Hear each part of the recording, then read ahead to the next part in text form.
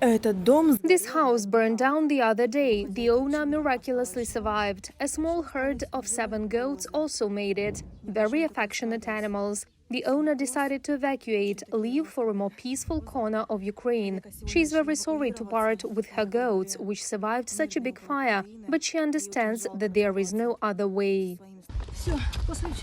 After yesterday, I don't know what to do anymore. I'm in the clothes I was wearing. Good people gave things. That is all I have. When the shelling began, Tamara was in the basement. It saved her life. She says when she looked out, everything in the yard was on fire. The dog and a puppy were in the dog house. She jumped out and then came back for her little one. But he was gone. And now she lies and dies, and I can't watch it. I had to slaughter 2 baby goats and the rest. Look, what I'm wearing is all that's left. For 40 years, we have acquired so many things that I'm already losing count.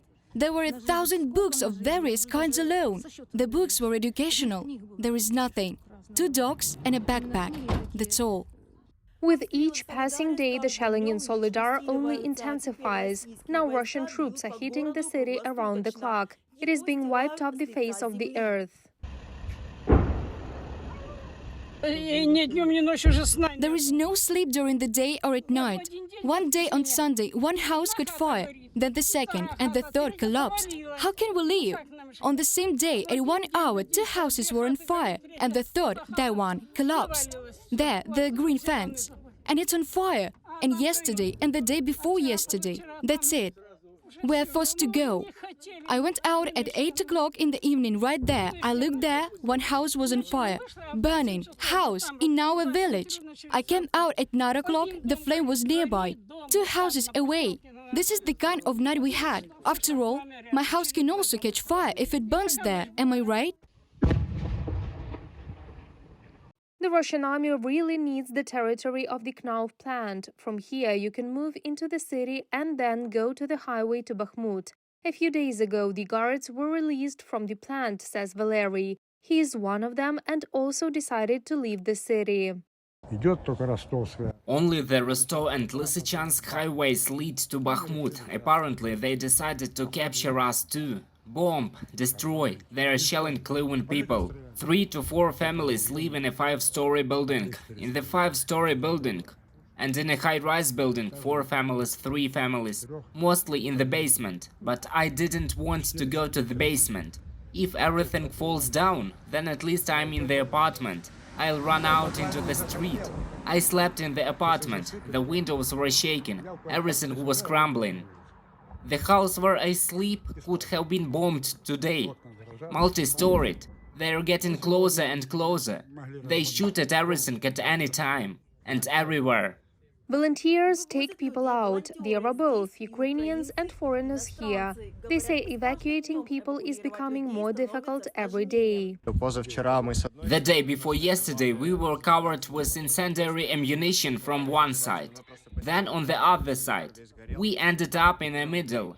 Soledar was on fire. Now it's all on fire. The city is simply set on fire. Constant shelling. Today they seem to be hitting every corner of Soledar at random. Unfortunately, it is located in such a way that it is almost completely well shot, even in hard-to-reach places. But we are trying to get through. Ivan is from Kharkiv. Since 2014, he has been helping the armed forces of Ukraine, and now he is taking people out from under shelling. He tells us why this is so important to him. I just can't stand by. I can't fight due to health issues, but I have to do something. Either way. The escalation of this conflict caught me in Poland. I was preparing a residence permit. I worked there. And then the war started. We already discussed what to do when the Russians recognized the so-called Donetsk and Luhansk People's Republics. If there is a war, I will go to fight. What can I do? There is no other option. When I was returning, a fellow soldier stopped me and said, "Wait, we need to take the equipment to the guys." I did not wait for the equipment, but I collected money for the car, thanks to the guys who helped.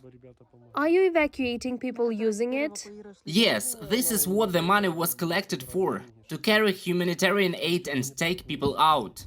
People from Soledar are being evacuated by minibuses. First, they are brought to Kramatorsk and then they are helped to reach Dnipro or western Ukraine. Every day, more than 500,000 people leave their homes in the Donetsk region. Reported by Marina Stepanenko, Anastasia Volkova, UATV News.